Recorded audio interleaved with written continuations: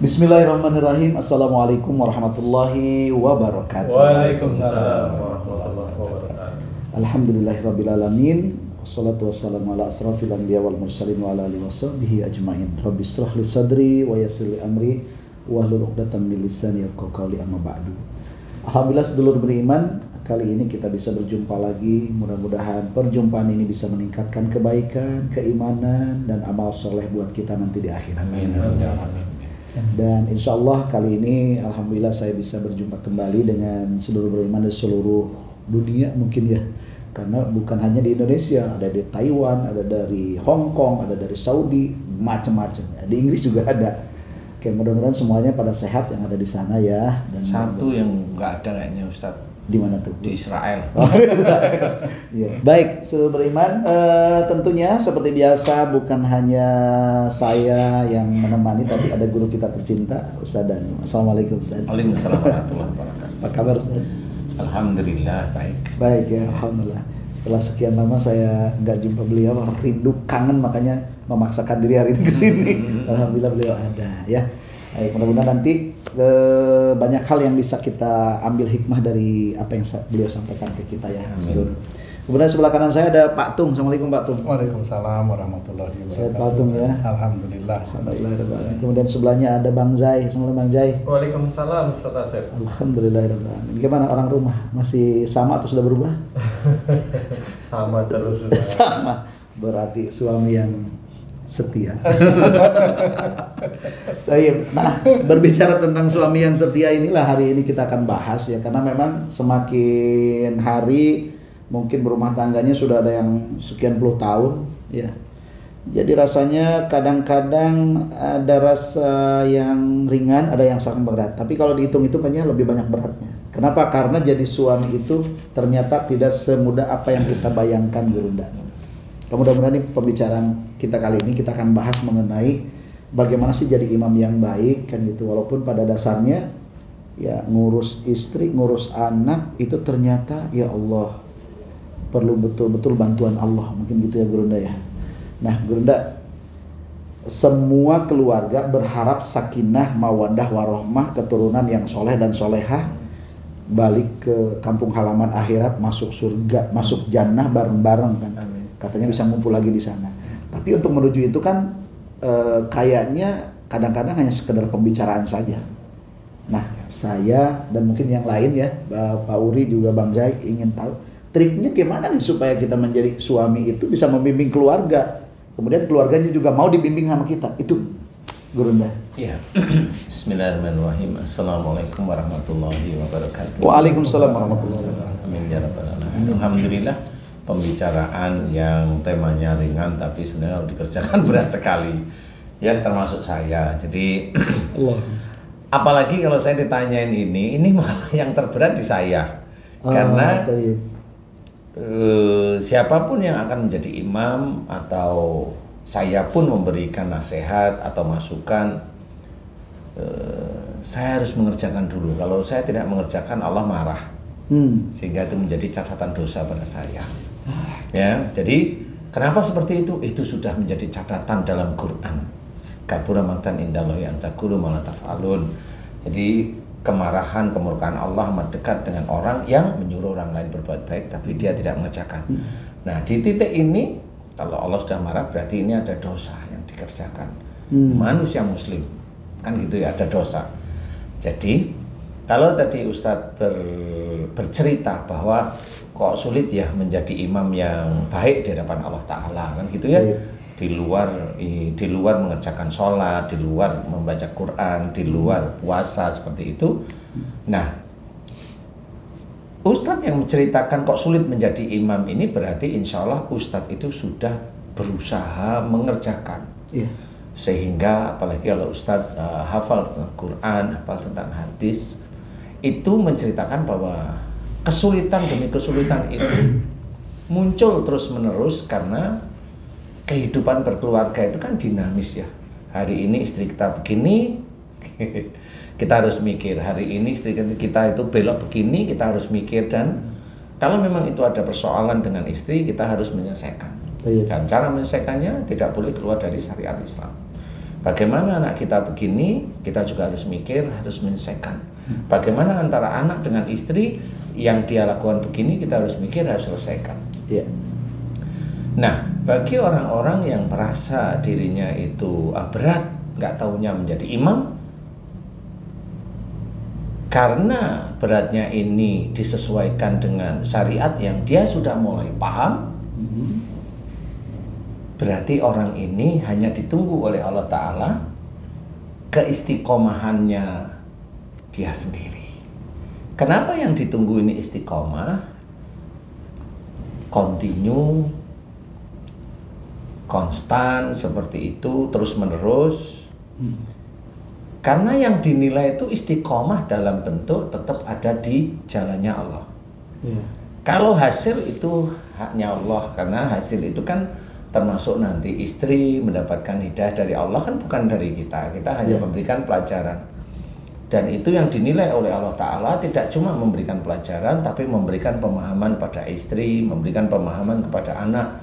Kemudian di dalam memberikan pelajaran tidak menekan istri, tidak memaksa istri dan sebagainya. Kecuali istrinya tambengnya minta ampun. Nah, kalau tambeng ya macam-macam cara nanti ya. Tambengin lagi. Kalau istilahnya, kalau teman saya yang di mana ini, di salah satu tempat itu, kalau istrinya tambeng, dia langsung bilang sama istrinya, nanti aku nikah lagi. Itu teman yang ada di Kayu Manis itu begitu dia bilang. Allahu Akbar. Bilang di depan saya. Tapi kalau di rumahnya nggak berani. Jadi kayu pahit. Seperti itu. Masya Allah. Nah, juga ada imam yang dia dalam menyelesaikan keluarganya itu gampang-gampang aja. Gampang, hanya diberi uang, gampang hanya ini. Nah, imam yang seperti ini dia tidak memahami bahwa tugas dia sebagai imam itu tidak hanya memberikan uang saja, materi saja, tidak hanya, tetapi juga dia harus mendidik istrinya. Bagaimana istrinya itu tidak boros, bagaimana istrinya tidak sombong, bagaimana istrinya tidak pamer, bagaimana istrinya tidak begitu. Di luar dia sendiri juga harus seperti itu juga. Nah, bagi bapak-bapak yang memang merasa mengerjakan kehidupan berkeluarga itu nyantai-nyantai aja, ini kekuatan imannya difikirkan, ya harus difikirkan, karena belum paham seperti itu. Jadi seperti kalau istrinya uring-uring diem, nah ini kan belum paham deh. Harusnya ditegur kan gitu. Istrinya marah-marah sama anak, diem, negur sih, tapi marah lagi, diem lagi, negur sih, marah-marah, diem. Nah itu sekali-kali negurnya jangan pakai mulut, pakai ATM yang ada isinya. Ya, pakai ATM yang kosong itu. Itu seperti itu. Yang biasanya umumnya pulang bawa uang, pulang nggak bawa uang. Harus seperti itu. Karena cara mendidik itu kan macam-macam. Ini nggak keras, nggak, ini trik saja. Secara harfiah, secara batin, kalau memang dia sayang, ya emang harus punya trik. Bukan trik itu untuk membodohi istrinya, bukan. Tapi niat mendidik. Tetapi niat mendidik, karena dikasih tahu sulit. Sekali waktu dia tuh makan itu sehari 3 kali, kasih makan sehari itu cuma setengah kali gitu. Atau masukin ke toilet dikunci supaya puasa. Nah ini cara-cara mendidik. Dia kan nanti akan tanya, kenapa saya nggak boleh makan?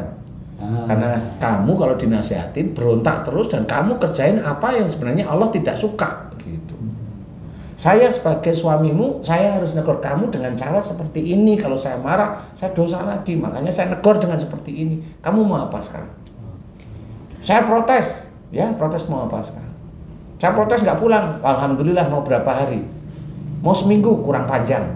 Gitu harusnya. Tapi kalau suaminya yang pergi, meninggalkan karena dia susah diatur, susah dikasih tahu, pergi aja. Nah itu gimana? Ya nggak boleh juga. Nggak boleh juga ya. Karena itu tetap harus, karena masih ada ikatan pernikahan. Jadi tetap dia sebagai ar-rijalu qawwamuna 'alan nisa, itu tetap harus dikerjakan. Sekalipun itu perginya misalnya dalam rangka mendidik gitu. Nanti dulu ya. Nanti dulu, karena bisa aja yang dipikir oleh istrinya suaminya yang marah.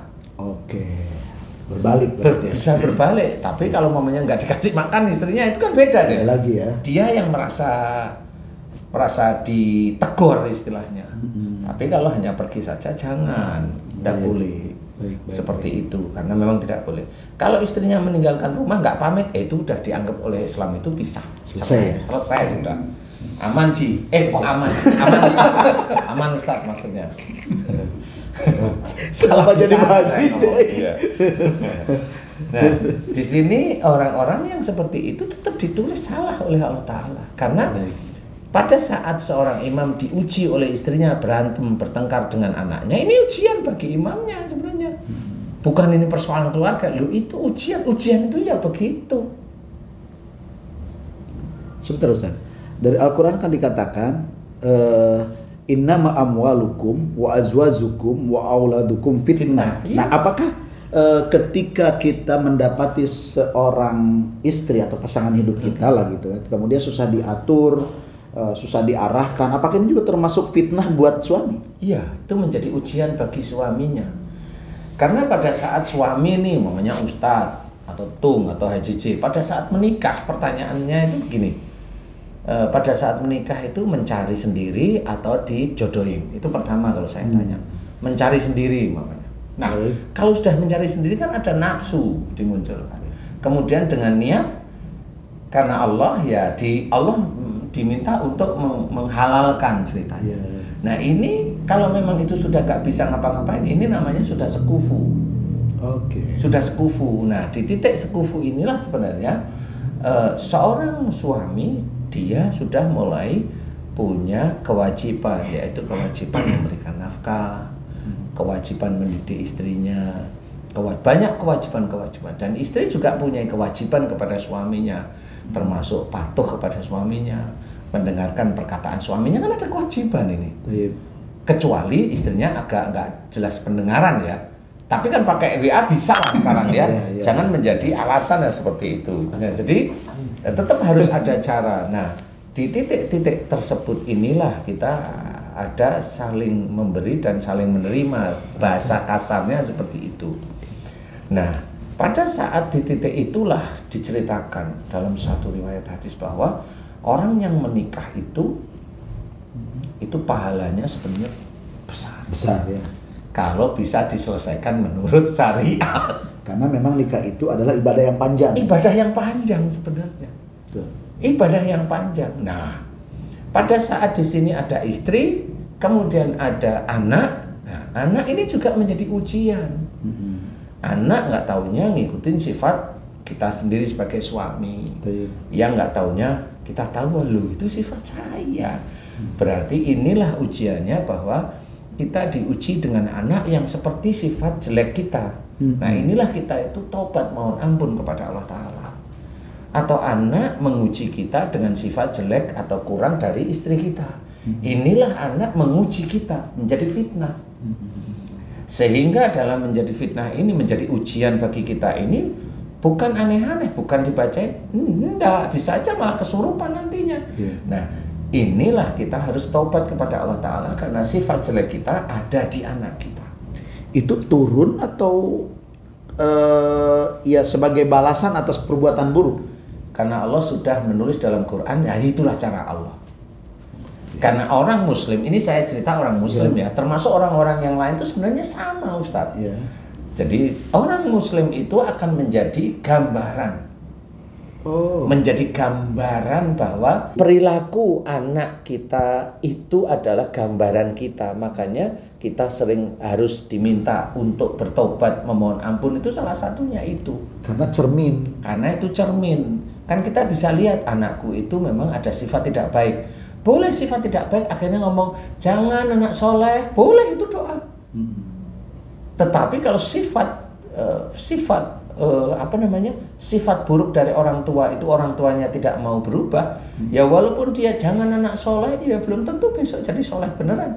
Walaupun orang tuanya tidak salah mengucap seperti itu doa yang baik. Tetapi persoalannya adalah sifatnya dia yang ada pada anaknya. Nah relatif orang-orang Muslim kayak kita ini tidak mau mengakui bahwa anak yang nakal itu dari kita itu jarang mengakui, sangat jarang mengakui, Ustaz. Yang disalahin lingkungan. Yang disalahin salah itu lingkungan lah, ini itu seperti itu, karena memang dia nggak paham. Padahal salah satunya diceritakan, wa ma asabakum min musibatin fa bima kasabat aydikum. Apa saja musibah yang kau terima, walaupun musibah itu dalam bentuk anak yang nakal, anak yang ini, tetap itu menjadi musibah, sesuatu yang harus kita selesaikan karena keluarga kita. Nah, di titik itulah kita harus mohon ampun ada sifat tidak baik dari kita. Makanya kalau anak emang sifat dari mana itu? Lingkungan. Emang lingkungan urun kepada istrimu dulu kan gitu. Tetap dari orang tuanya. Tetap dari orang tua. Dari akibat perbuatan orang tuanya dulu. Dulu ya. Yang dia sendiri sampai dia itu punya menikah sampai punya anak, dia lupa kalau dia itu keras kepala. Lupa atau mungkin nggak paham. Iya itu. Jadi lupa, keras kepala kan akhirnya juga nggak mau paham. Gitu ya. Nggak mau paham. Jadi anak itu menjadi ujian bagi fitnah bagi kita, ujian bagi kita orang tuanya. Kemudian juga harta sama dari yang kita cari, kita ikhtiarkan. Makanya ikhtiar karena Allah, sehingga kalau kita dilebihkan harta kita oleh Allah Ta'ala itu nggak silau mata kita. Tidak silau, sehingga yang kita ceritakan adalah bagaimana dulunya hidupnya itu susah. Bukan itu yang diceritain. Kenapa kamu itu kok sekarang kaya? Oh, dulu saya itu hidup susah. Apa maksudnya? Kenapa kamu sekarang kaya? Ini Allah aja berkehendak, titik. Oke, baik. Kan begitu ya. Nah, jarang manusia Muslim itu mau bercerita seperti itu.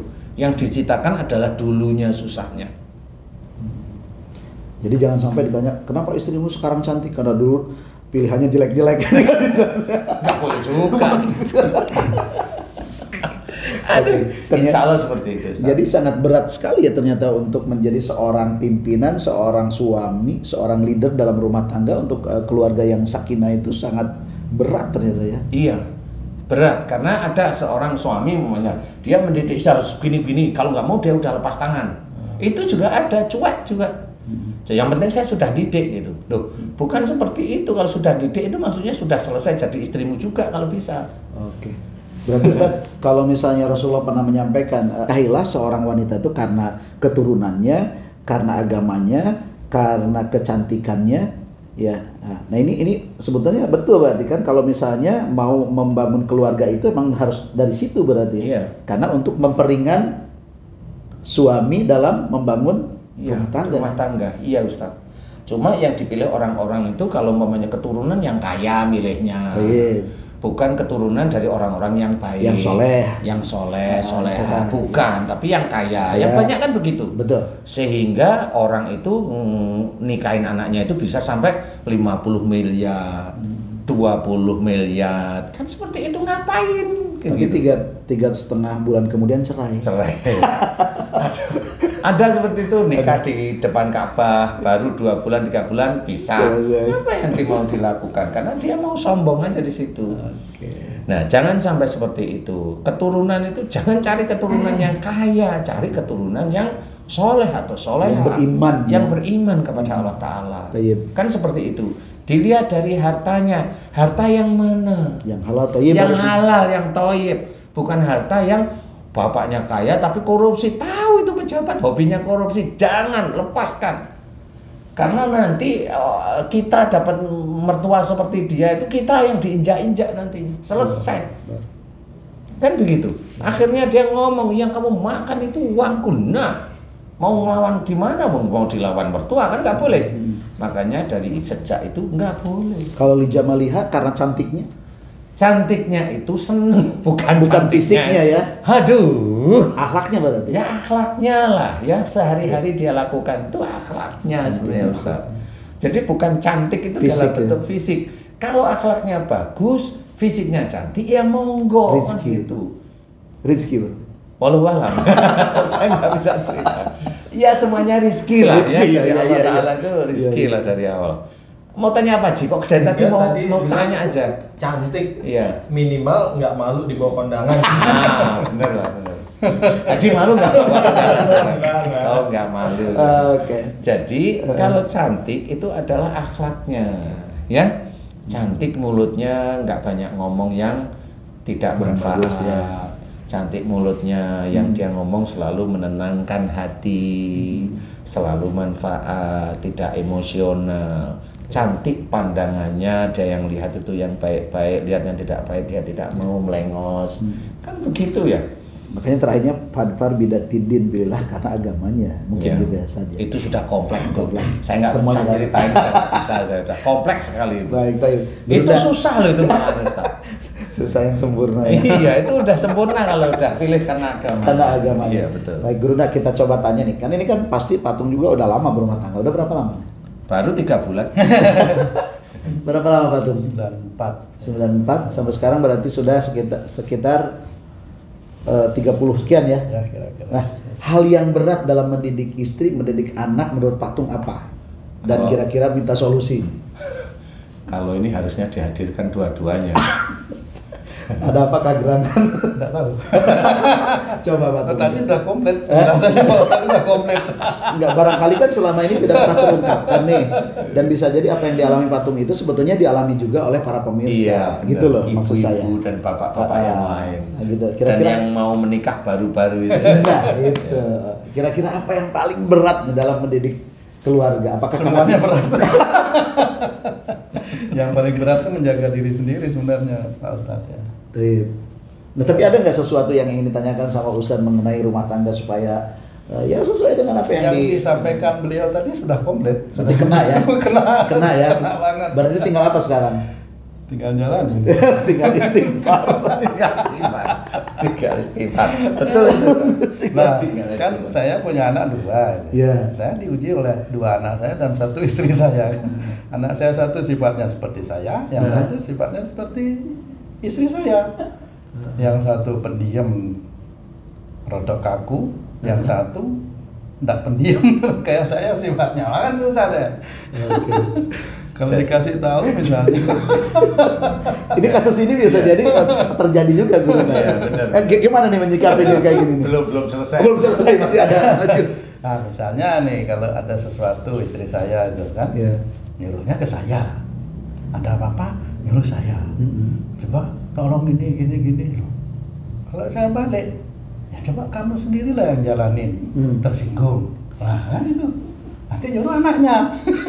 Oh. Anaknya yang sifatnya kayak saya sama. Saya tanya anak saya, tadi mamanya gimana tuh? Ya gimana ya caranya bilangin mamanya? Sama anak saya juga gitu ternyata.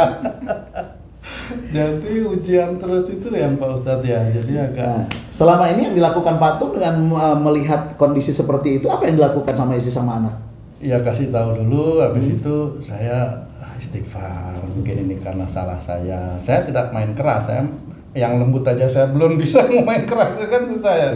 Kalau saya harus nyoba yang lembut-lembut dulu lah gitu. Pernah nggak sesekali nggak dikasih makan mereka seperti yang Guru tadi bilang? Yang ada saya yang diancam.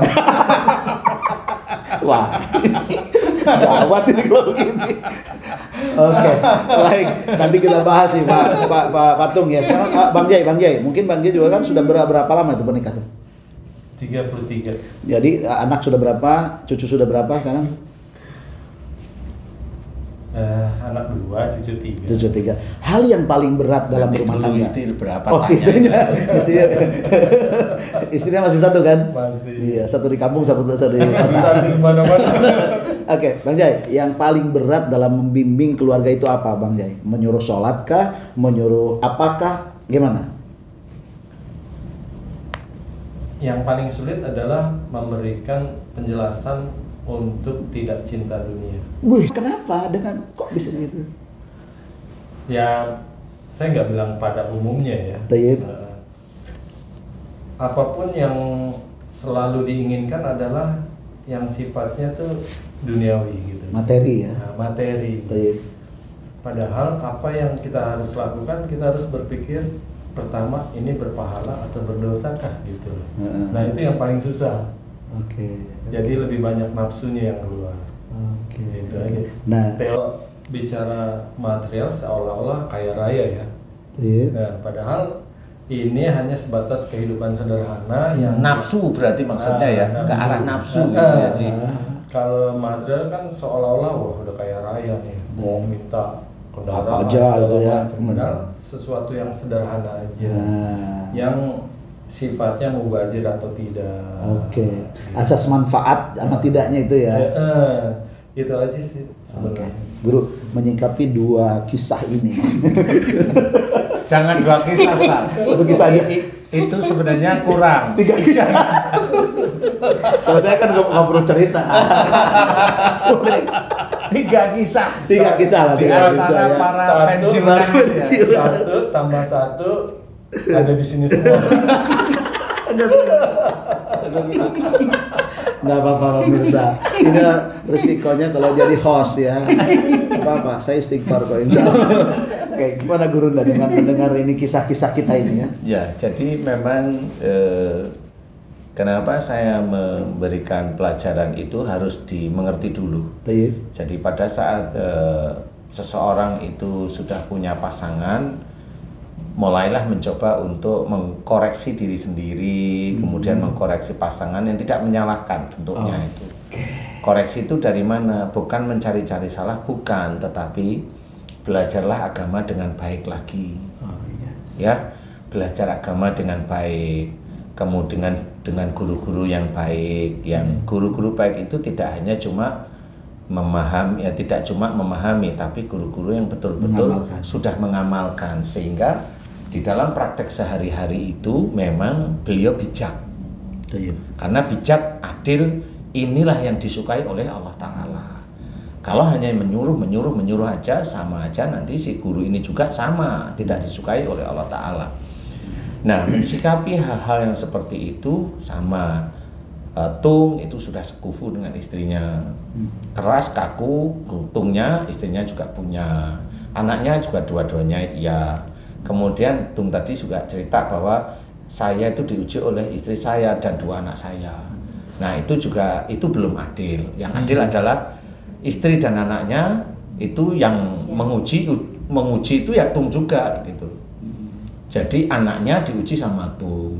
Oke. Jadi sebenarnya ya begitu-begitu, cuma kita harus pahami. Jadi jangan kita berpikir seperti kita.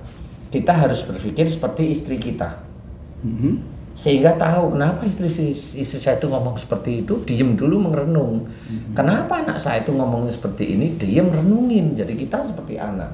Kenapa anak saya diem, kenapa anak saya seperti itu, renungkan. Sehingga mengerti maksud dia. Baik. Kalau nggak tahu tanya sama anak, sama istri. Karena apa? Yang susah untuk menjadikan satu keluarga itu baik itu biasanya itu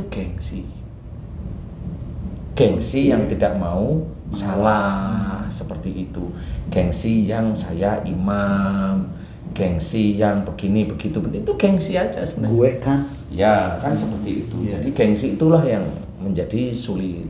Ya, kalau nggak gengsi, yang kedua adalah kelemahan hati, kelemahan hati kita sebagai imam. Kenapa? Nggak taunya istri kita itu malah bisa nyetir kita.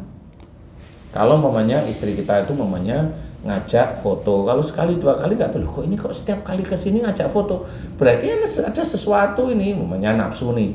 Nah, kalau seperti itu kelemahan kita di situ, bukan berarti kalau istri menginginkan foto kemudian kita itu tidak mengikuti, bukan itu dikatakan tidak sayang, itu malah menjadi mubazir. Karena foto itu tidak akan mungkin dipasang di dinding rumah. Gitu ya. Pasang di Status. sosmed.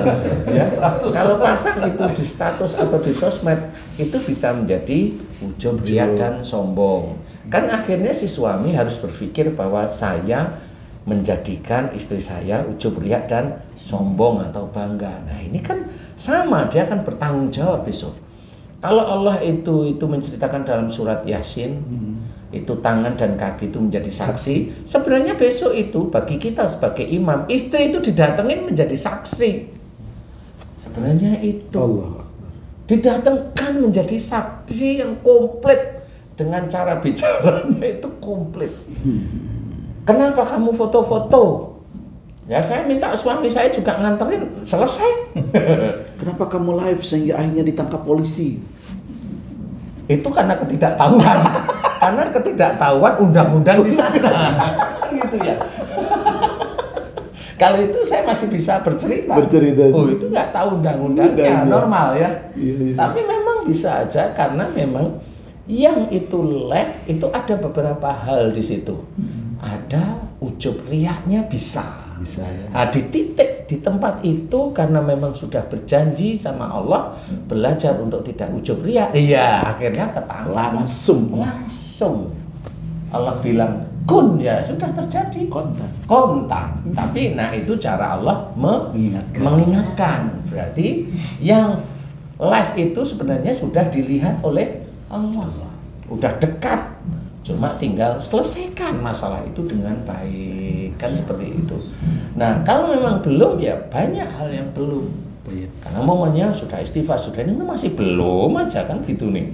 Umpamanya yang tadi foto-foto atau yang mana itu harus benar-benar difikirkan agar kita itu memang tidak menjadi seperti itu.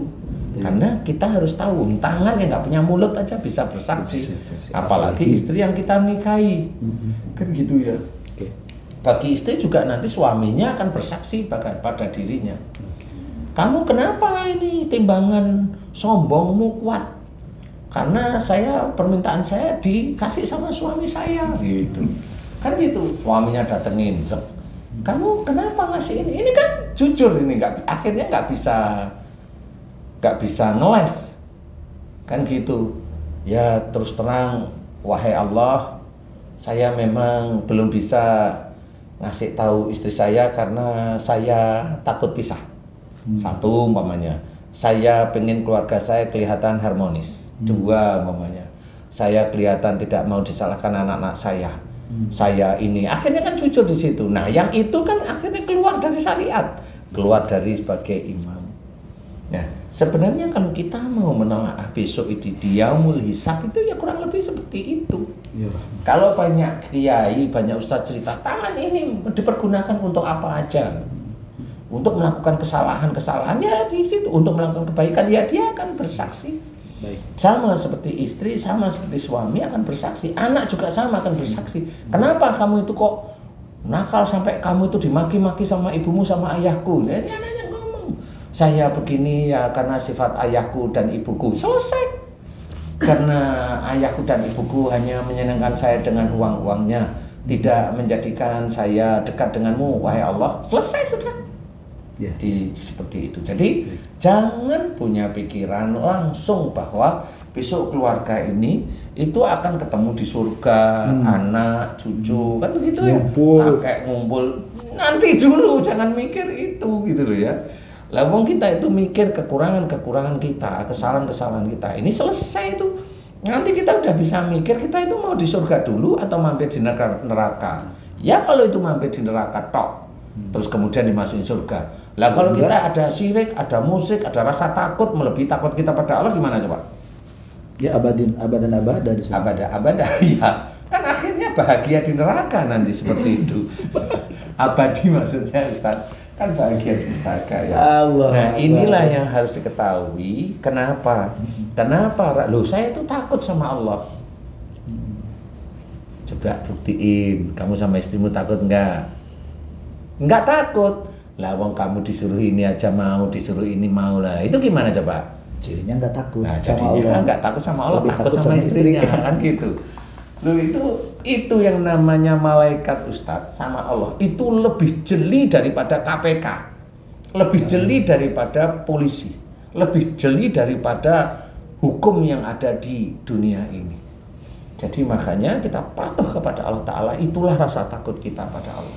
Kalau istri kita itu memang memang harus dikasih pelajaran, pelajaran pertama jangan kasih makan. Dia puasa, pelajaran kedua harus ngikutin omongan kita, kan gitu. Selama ini sekian puluh tahun ini saya ngikutin omongan dia, kan gitu. Ganti sekarang. Tegas, bukan keras. Bukan, tegas itu ya ada di jalur Allah. Itu tegas namanya. Berarti mempergunakan hukum yang syar'i. Nah itu boleh istilahnya. Jadi boleh tegas. Termasuk yang tadi kisah Bang Zai tadi kan, Bang Haji Zai mengenai bahwa istri kadang-kadang mungkin terlalu materialisme atau cinta dunia lah gitu ya. Iya. Tetap harus tegas gitu. Iya, tegas, harus tegas. Oke. Jangan kamu hamburkan uang hanya untuk seneng-seneng. Nah, kalau kamu hamburkan uang untuk sedekah, silahkan. Sedekah, monggo silahkan. Kalau itu boleh itu. Oh ya, hamburkan uang karena sedekah. Sedekahnya gimana? Ya lillahi ta'ala lah, kan gitu harusnya. Gitu. Nah, kalau seperti itu boleh itu menjadi suami yang baik. Ya, itu belajar sehingga kita sendiri nanti di yaumul hisab itu kita itu harus bisa mikirkan apa yang harus kita kerjakan. Nggak usah ada gengsi. Umpamanya kayak Ustadz sama Bunda nih, Magazi nih, ketemu sama saya kan terbuka. Umpamanya Ustadz keliru ya maaf ya Bun, kan gitu. Bunda keliru maaf ya kan enak.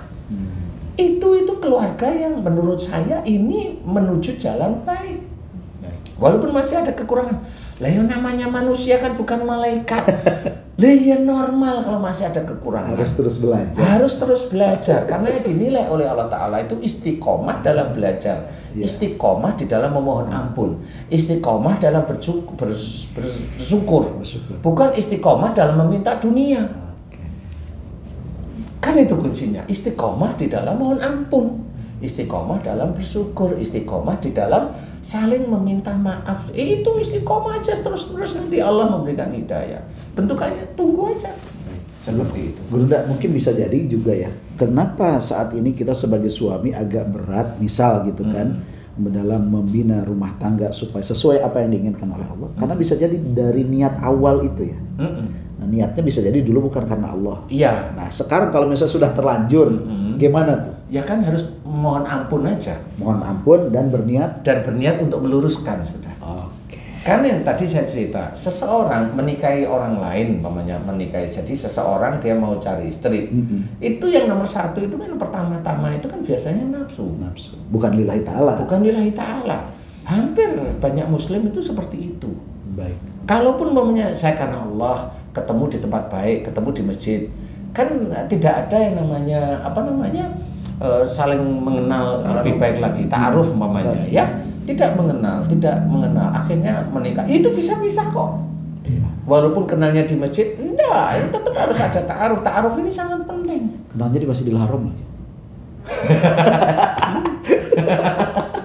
Iya. Ya nggak mesti, karena orang yang berangkat umroh belum tentu niatnya karena Allah. Niatnya satu, pejabat berangkat umroh rame-rame karena dia ada kasus. Bisa banget. Tuh, kamu jangan ketawa tuh. Bener, bisa iya. itu, Ustaz. Karena itu ada kasus.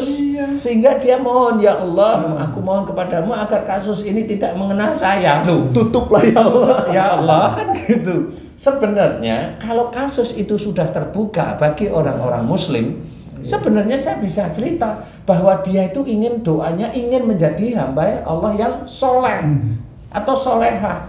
Doanya dia kemudian di breakdown ke segala arah, sehingga kalau itu termasuk yang dilirik oleh Allah Ta'ala, dimunculkanlah kasus-kasus seperti itu. Jadi harusnya itu alhamdulillah ya Allah kasusku terbuka. Lu harusnya seperti itu, bukan ke umrah ke depan Ka'bah memohon kepada Allah Ta'ala agar tutupi ya Allah. Ini Allah diajak kong kali kong untuk nutupi korupsinya atau gratifikasi yang dia begitu. Ini kan harus kita pikirkan. Memang Allah itu pembantumu, kan begitu saya sering itu. Allah itu Khalik yang harus kita hormati, kita hargai. Makanya harus hati-hati dengan Allah. Ayolah kita luruskan, kita luruskan jalan kita kepada Allah itu. Ya mudah-mudahan kasus-kasus seperti itu malah ditutup tanpa kita itu mohon. Baik. Dia itu terakhir ngomong, ya Allah terakhir tuh kasus itu saya berjanji untuk tidak berkasus di titik itu gitu ya. Itu bisa ditutupi loh. Saya tahu tapi itu. Titik lain buka lagi. Tapi titik lain ayo lagi. Karena tergoda lagi, Ji. Saya tahu itu kasusnya. Kasus efisiensi. Kalau saat ini gratifikasi. Iya. Baik, Guru Nda. Jadi berarti untuk membangun keluarga sakinah mawaddah warahmah, kita sebagai imam juga baik, itu salah satunya juga karena dari makanan. Bisa dari makanan rezeki ya? Iya, makanan yang dicari dari yang bagaimana. Bisa jadi anak, istri susah diatur juga karena faktor rezeki yang dibawa ke rumah itu karena dia tidak halal mungkin. Bisa, faktor kuatnya begitu. Oke. Nanti anaknya bisa aja narkoba, nanti anaknya bisa aja mukulin orang lain. Oke. Kan mukulin orang lain ada tuh. Nanti anaknya macam-macam nanti. Nah, karena rezekinya itu yang nggak toyib lah istilahnya, nggak toyib walaupun halal tapi nggak toyib seperti itu. Sehingga dari faktor makanan bisa. Tapi kan kalau kita lihat ya dari faktor makanan kan kelihatan tuh. Betul. Yang nggak kelihatan dari makanan apa coba? Cara mencari makanannya. Itu maksudnya. Kan dari sifatnya. Nah, sifat perilaku inilah yang sebenarnya menurunkan rezeki yang tidak baik. Bukan mengurangi vitaminnya. Bukan. Tapi caranya. Caranya. Sebenarnya kan itu. Oke, tahu. Ya. Baik, mungkin ada kesimpulan dari pembicaraan kita kali ini mengenai beratnya jadi imam. Gimana, Guru? Kalau dari saya ya memang berat, jadi imam memang berat. Cuma jangan merasa terbebani dengan berat seperti itu. Karena kalau tujuan kita itu besok di akhirat itu surga, berat itu salah satu jalan. Oke. Jadi tidak ada yang mau masuk surga itu ringan, tidak ada. Prosesnya ya. Prosesnya itu berat. Jadi orang mengetahui kekurangannya, orang mengetahui keluarganya itu berat, tapi jangan di mulut. Iya. Jangan hanya ngomong di sini, nggak taunya pada saat umumnya Ustadz, Bunda, dan Gazi umpamanya. Pada saat ketemu dengan saya aja deh, Iya. itu saling gengsi, nggak mau. Ustadz juga nggak mau ngomong masalahnya, Bunda nggak mau ngomong masalahnya. Nggak ketemu. Ustadz gengsi, nggak ketemu. Bunda ngomong, Ustadz malah diem, kayak tank bentuknya gitu. Lah nggak ketemu. Bunda itu maksudnya mau baik, Gazi juga maunya baik, Ustadz diem aja, nggak jawab, nggak ini. Nanti saya pergi malah bilang, ngapain ngomong sama Ustadz? Loh, kan lucu jadinya. Nanti saya disalah-salahin. Loh, bukan salah-salahin. Saya nggak akan nyalain, saya bacok malah. Loh, kan gitu ya. Kan namanya keluarga itu kan harus disusun sedemikian rupa, itu harus difahami.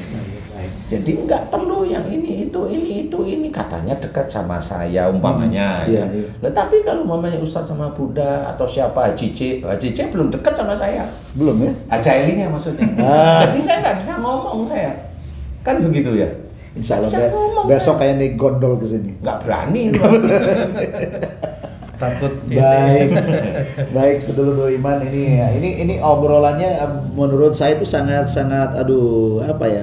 dalam dan menjadi introspeksi besar karena pasti setiap suami itu berharap keluarganya baik-baik saja, tapi pada kenyataannya di rumah tangga tidak seperti itu. Ternyata banyak kendala yang harus kita lalui, walaupun berat lanjutkan. Kenapa? Karena itu adalah ibadah yang paling besar. Dan ingat, kejadian di rumah tangga kita bisa jadi bermula dari kita sebagai imam, tegas atau lemot. Tegasnya seperti apa? Bukan keras sama tegas lain. Nah, mudah-mudahan tetap kita berkaca kepada Rasulullah ya, yang qaulan layyinan, bahasanya baik, ma'ruf gitu kan. Kemudian yang kedua, yuk kita belajar memulai dari sekarang. Tidak perlu harus mungkin bahasanya itu perubahan besar. Sedikit-sedikit saja mungkin gitu ya Guru ya. Sedikit-sedikit saja. Baik, pemirsa semuanya, mudah-mudahan apa yang sudah kita dengarkan dari guru kita, tausiahnya membuat saya pengen nangis sebetulnya. Ternyata ya Allah berat, apalagi nanti kita perlu jawabannya sebagai suami di hadapan Allah seperti apa kan gitu. Ya sangat berat. Tapi ya kita tetap berharap bimbingan dari Allah Subhanahu wa taala dan terus meminta petunjuk hidayah dan juga terus bergaul, kata guru kita, bergaullah dengan orang-orang yang tidak hanya sekedar bicara tapi berbuat. Itu yang paling penting. Mudah-mudahan pertemuan ini sekali lagi bisa membawa kebaikan, kemanfaatan untuk kita menjemput hidayah Allah dan ridha Allah Subhanahu wa taala. Insyaallah sampai jumpa lagi di episode berikutnya, mungkin di materi yang lebih meningkatkan iman kita kepada Allah. Mohon maaf lahir dan batin. Billahi taufiq wal hidayah. Wassalamualaikum warahmatullahi wabarakatuh. Waalaikumsalam. Terima kasih Guru. Alhamdulillah. Amin. Terima kasih. Alhamdulillah.